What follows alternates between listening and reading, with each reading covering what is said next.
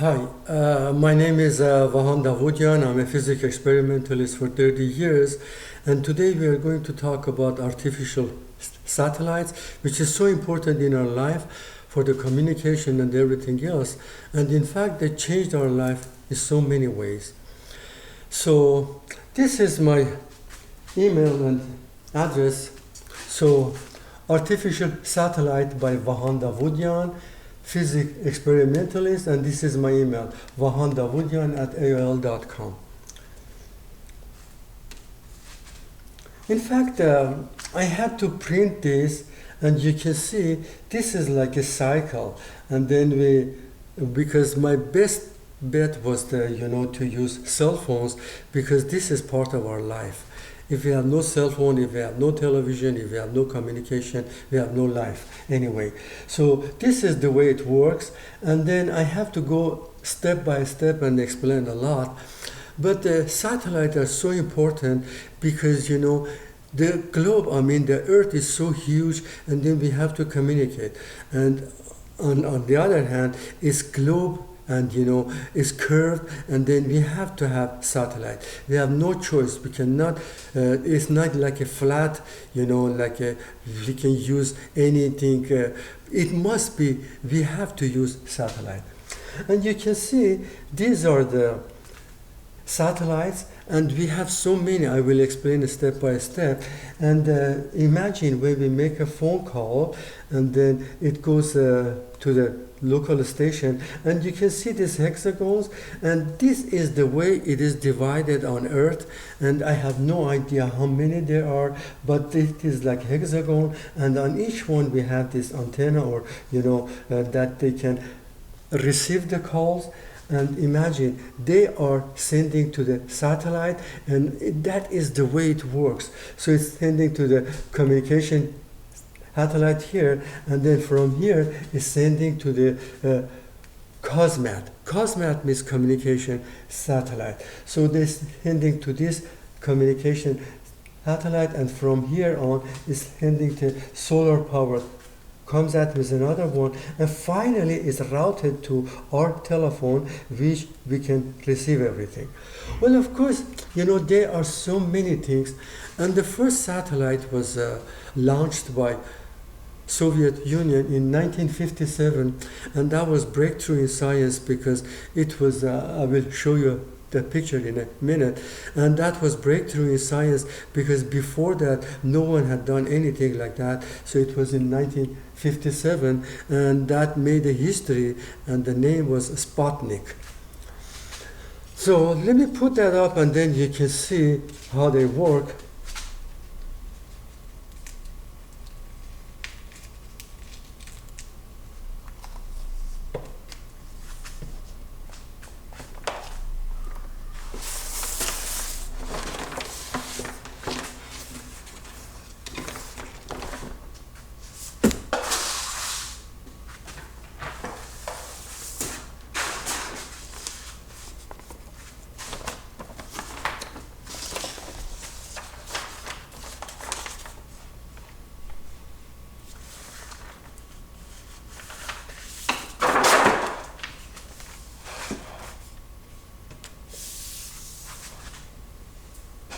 Okay.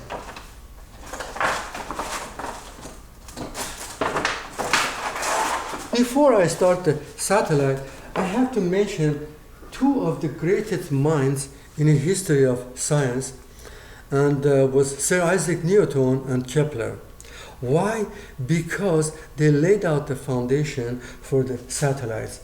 And especially Sir Isaac Newton, with this famous experiment, this is called cannonball experiment, and he laid the foundation for the satellite. And in fact, he never carried out this experiment, but his vision, his insight was 300, 400 years ahead. And this is called cannonball. It says if you take a cannonball on the top of the mountain, high mountain, and then you can shoot this, fire this up, a little bit is going to go back to Earth, and a little bit more is going to go around the Earth, and if you have real mode, it's going to go hyperbolic, it's going to go. So it's amazing what he did was amazing. I mean, this was the most important experiment, especially for today. We're talking about the satellite. And you can see this green one. This is exactly the one which is here like this, the red dot. So you can see this is exactly corresponding the orbital velocity of the Earth, and then it can go round and round and round, and then the conservation of angular momentum comes in the equation. But this was very important and in our life, because he proved that, if you have enough power to send anything, well, of course he was talking about cannonball, it doesn't matter, anything goes around because the satellites are the same way, can go round and round and round all the way. I mean, because they don't need energy, all they need that initial velocity. And the second one was one of the greatest minds in history. His name was Kepler, and he made a breakthrough in science. Well, of course, you know his laws of planetary. And then what he did, he said Kepler's second law. It means the speed of the planet, it depends on how far is it from the sun. And the second law is so important because that corresponds to our satellite. It says the closer is faster, and then the farther is the slower. And imagine when we're talking about Mercury is going to go much faster around the Earth, and then we're talking about Neptune is going to go slower, the slower 164, and then Earth is going one day. But overall, he laid the foundation for the satellites, and that is amazing what he did. I have the solar system here, and you can see the way they are. Well, of course, these are elliptical. It doesn't matter because, our satellite, I will explain in a minute, all of them are like a circle, except the one which is for the GPS is a little bit elliptical, but the concept is the same. So Kepler said if you have closer to sun, like Mercury is going to go faster, and then when you go like Earth is going to be a little bit slower, Mars is going to be a little bit slower, and Neptune is going to be real slow, like 164 years. So these two scientists laid out the foundation for the satellites.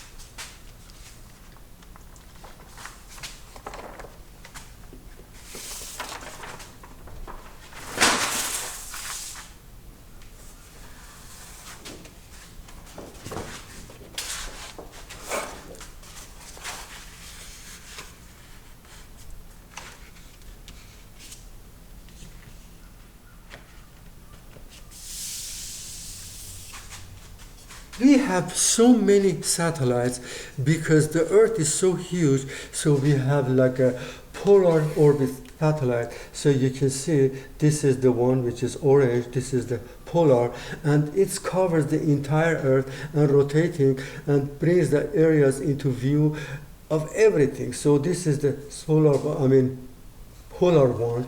And then the most important one in our life is the geostationary. I will explain later.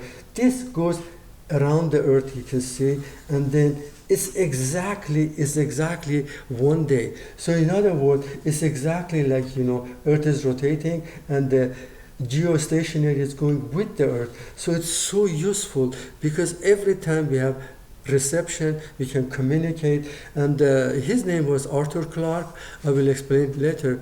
He was amazing scientist and also science fiction writer. And then he wrote an essay in 1945. And then he explained, I don't know, his vision was amazing. 1945, that we must have this geostationary so we can communicate. And after 20 years, it came true. And in 1960s, we had satellites and everything else. So his vision was so good, and then it came true that Mr. Arthur Clarke was right. And that was amazing what he did. That was breakthrough in science. And then he proved that, if you have the geostationary, you can do that. Okay, we have more here, and then we have the low orbit.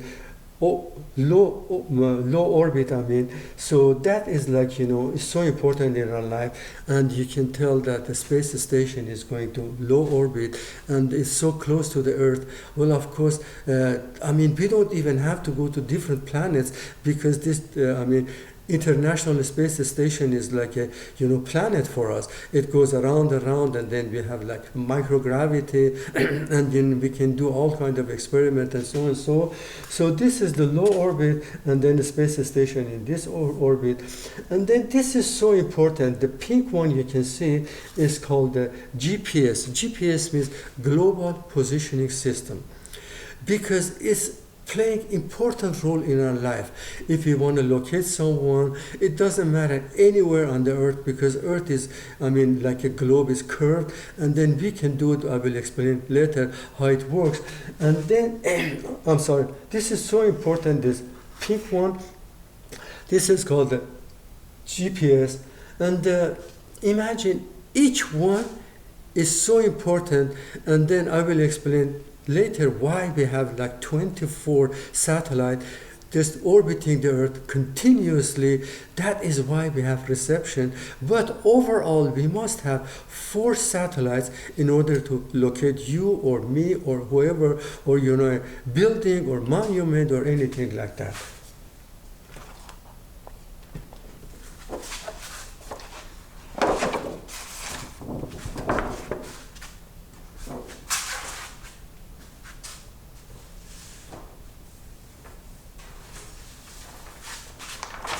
I had to make this a small chart like this, you can see. So you can see this is Earth, and then we have the International Space Station, which is like 250 miles or 400 kilometers above the Earth, and each revolution takes 90 minutes. So the speed is amazing. It's 17,500 miles, or 28,000 kilometers.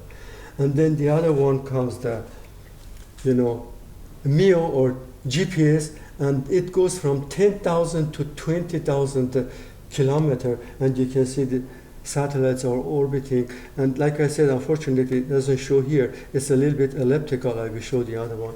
And this is the last one, which is geostationary. It's 35,786 kilometers above the Earth, and it's exactly with the same rotation like Earth, so it takes 24 minutes. So this is what they did. They did low Earth orbit, 200 to 2,000 kilometers.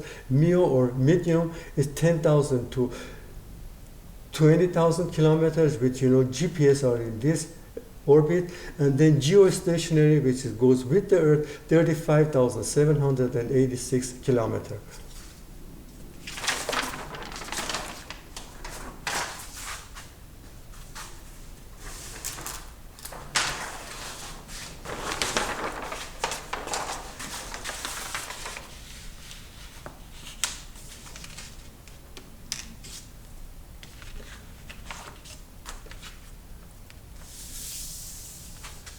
Now I have to explain why the satellite, they don't need energy.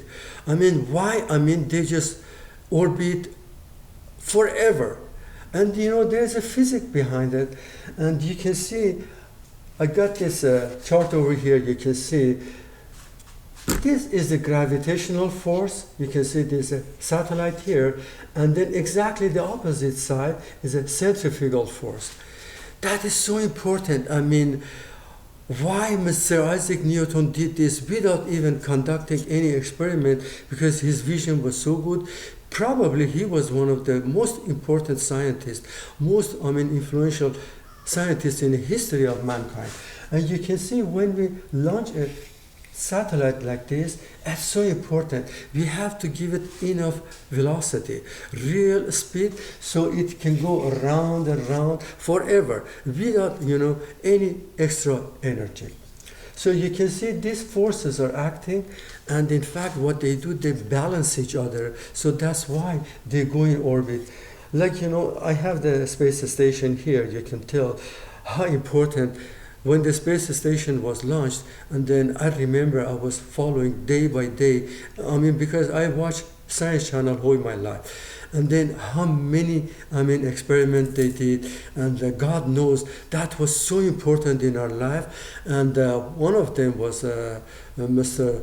Don Petit, and he is a fantastic scientist.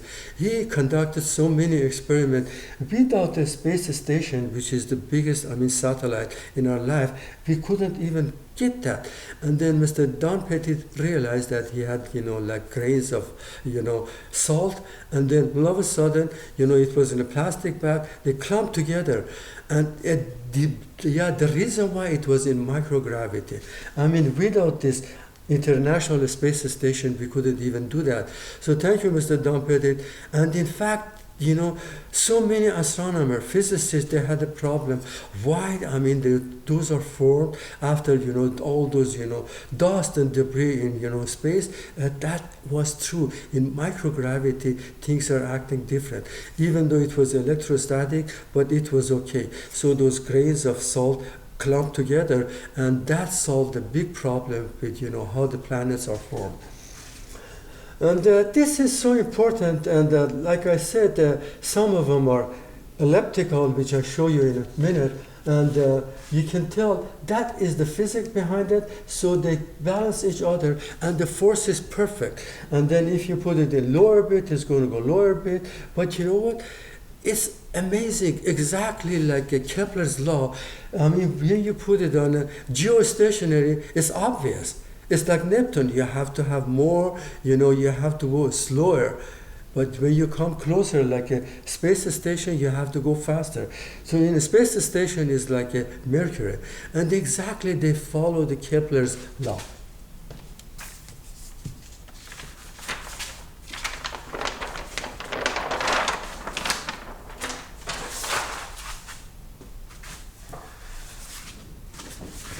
So this is another one which is showing that elliptical orbit. A few minutes ago I talked about it. So when we put this up, you can tell.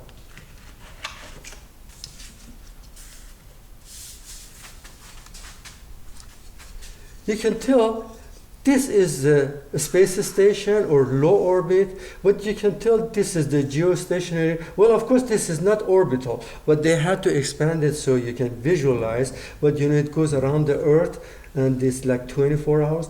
And this is called Heo, or medium. But you can tell this is the only one which is a little bit elliptical. And like I explained, it goes to 20,000, and all the GPSs are here. But amazingly, this geostationary is the busiest. They have everything because it's easy to communicate. All this satellite they can do because it's above the equator. Well, of course, it's not showing here, but this is so useful. And like I said, his name was Arthur Clarke, and he had a good vision for the future. And he wrote that we can use this, and it came true. And you can tell we have another one here, geostationary. Well, of course, it doesn't show. We can have 120 degrees. So 3 of them will cover the entire Earth.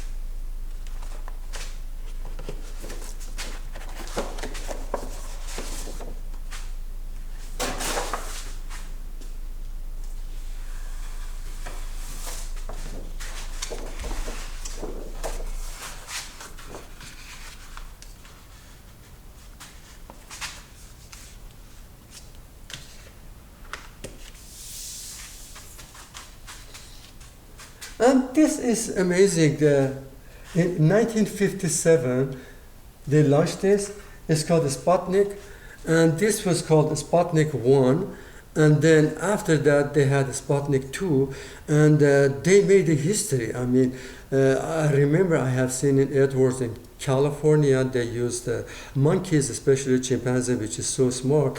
But Russians had to use dogs. So her name was Laika, and then that was the breakthrough in science also, because that was the second time, they sent the dog in orbit, and then the dog came back healthy and there was no problem, became one of the most famous dogs in history because that was the only dog went to the orbit. And then competition is good. Always I talk in science that, competition is good because all my life was in sport and science. And then I said, if there's no competition, like, we saw the, Olympic few weeks ago, and then it was so important. United States won everything almost because they're good in science and technology, especially in sport, if we have like 8 runners, that is so important. And I remember one day I just had a theory that, if we have 1 runner, it's not going to be good. We have to have 8 tracks, so 8 runners, because that competition makes a big difference. If I'm going, like Usain Bolt, 9.45 seconds, there's another one can beat me. If it's just by myself, I won't be able to compete with anyone.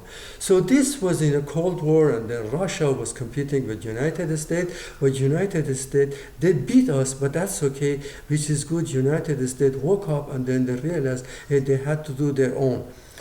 And in fact, there is a belt, it's called Van Allen belt. He was a great scientist in Iowa, and they discovered this Van Allen belt because it was a competition between United States and Soviet Union, and they launched that. They realized there's a charged particle in magnetosphere, and that is so important. That's all in both North and South, and they realized, United States realized that this is the only way. If you don't have satellite, you won't be able to discover anything. So, and then it was so many, problems before, because in 1960s, unfortunately, the rocket technology was not up to the task. Because now I have to come to the end of it, and then I will explain why do we have like a James Webb. That is unbelievable, 1.5 million kilometers, or 930,000 kilometers above the Earth. That is amazing. So, James Webb is not even orbiting the Earth, is orbiting the Sun. How could you believe that? That is, beyond my imagination. How come we changed everything? Why we change everything? Because we are going with the technology. So this was the Sputnik, and like I said, it was 29,000 kilometers per hour was going, and then this was the antennas, which was like almost 2.4 or 2.9 meters, and that was amazing that how Russia and United States, they compete. But you know what the bottom line was? We humans are taking advantage of these things because we have science, and now science is helping us to understand these things so good.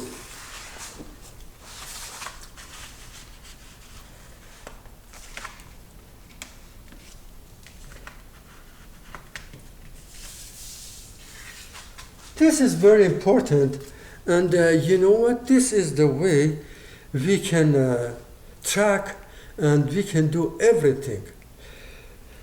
And this is so important because now we are going to talk about the GPS, which is so important. This is the way we can pinpoint anything on Earth, and it doesn't matter, the precision will be even less than 20 centimeters, which is amazing.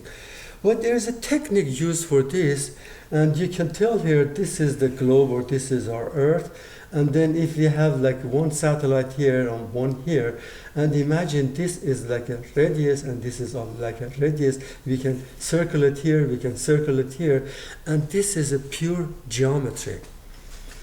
But if we circle here, what they do, they cross, and then you can see there's a one dot here and there's another one here, and we have no idea if that thing we are locating is this dot over here or this dot over here. And then what happened is called trilateration. So using 3 dimensions. So what they did, they used Earth as a 3 dimension. So Earth is like another circle. So what it does is just circling. It's intersecting. 1 intersection, 2 intersection, 3 intersection. That's intersecting here. So that's why we can do this. And then, of course, we need another satellite for 100% to do that. And here shows that, we have 24 satellites going around the Earth and Earth like that. And then, there is a big problem, which in this case, Albert Einstein, special relativity and general relativity comes in the equation. Why? because the satellites are moving so fast. But you know what? What happened? Our clock is like in our phone is like a digital. I mean, it's not like an atomic clock. Atomic clock can do like 5 million years, maybe 1 second, which is accuracy is not almost 100%, but accuracy in our phones are not accurate. So what happened when they go around the earth like that, and then we are lagging behind because my phone is on the earth. I am standing on the earth, but the satellite is going fast. And in this thing, Albert Einstein equation comes in a special relativity comes in an equation. It's called time dilation. Because it is so important that the time dilation is so important in our life. And it means that, you know what, if we have two different velocities, they go out of synchronization because they're not the same. See, our velocity on Earth is different, and then the satellite is going much faster. So it's going like 45 microsecond, which is millionth of the second, ahead of us. So what happened, even if there is 1 microsecond, we are behind, we cannot locate anyone on Earth. It's going to be like 1,000 meters away. So it must be 100%. So what happened, that 45 microsecond we have to compensate. So we have to manipulate that in our phones, and then we have to use that integrated in our ICs or chips in our thing, and then we have to adjust it together so exactly we would be exactly the same. And this time dilation is so amazing, and you can tell when Mr. Scott Kelly, he is a good astronaut, he came back from space, and then he was 11 months in space, and then they asked me, how's everything? I said, I am 11 millisecond. Well, 11 millisecond is a lot in science. We cannot perceive that, it's beyond our perception, but 11 millisecond is so when Mr. Scott Kelly said 11 millisecond, hunger, because he has a twin brother on Earth, and he was absolutely right. So Albert Einstein said, if you go faster, you don't age that much. Well, of course, we never go speed of light. If it goes the speed of light, it's going to be whole new ball game. It's going to be different, but this is the way it works. And even gravity is also make a big difference. The closer we come to the Earth, it's more, your clock ticks slower. When we go up, it's a little bit, faster. And I remember I saw so many science movies, and nanosecond is a billionth of a second. If I'm living on New York City and the first floor in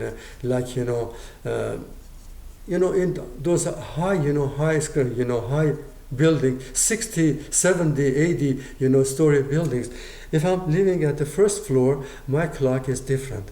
If I'm living on the 60th floor, my clock is going to go slower. But you know what? Our clock is not going to do that. We need a atomic clock. So in other words, the time is for the time dilation, also for the gravity, two different gravities, because even that 60 stories, the gravity on top is a little bit less. It's beyond your imagination how less it is. But overall, that 60th floor person, which is I'm living there, so I'm farther from the center of the earth. But if someone is living on the first floor, that high building, he or she is closer to the center of the earth. And in fact, I have another one here. Let me put this up, you can tell.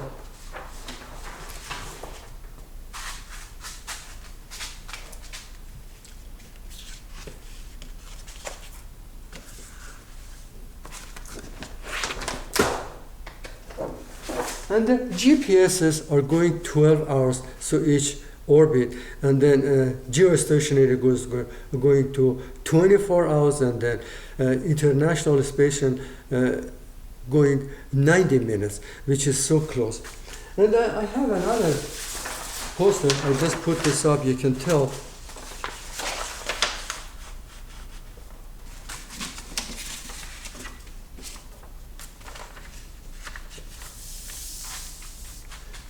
You can tell the entire concept of this, satellite is, like a V shape, but it's upside down V. See, this is like a V, but I call this upside down. See, if you're here, like in, would say, New York City, and there's another person in like Los Angeles, and you can see it's like a V. But you know what? The connection is made with the satellite. So these are the telescope, and then it just, they are sending the signal. But you know what? The coordinator is the satellite. You can see it doesn't matter. Any satellite can do that. So it depends on how far they are from the, how far they're from the Earth, but they can communicate, and you can tell this is sending to the satellite, and the satellite is sending. I remember, as old days, when I was so young, there was no satellite, nothing. When you're talking about the address, like, I'm talking about Los Angeles, if I want to tell someone, this is my house, it's located on the 4th Street and the Wilshire Boulevard. So what it is, that's called grid, because the reason why we are on the surface of the Earth, and in Los Angeles, Earth is flat, because it's not like, globe like that. So that was like a grid. Well, when we're talking about the Earth, we cannot use that grid, because Earth is going around like this, and every 8 kilometers, Earth is going down 5 meters, which is a lot. So if you're here, and I'm standing over here in a lake, I won't even see you because of the Earth's curvature. So it's like a V. And then one important thing for the satellite is that, if we have an event going on, like important event, and you can see this sold TV on it, and it doesn't matter, any station can do that.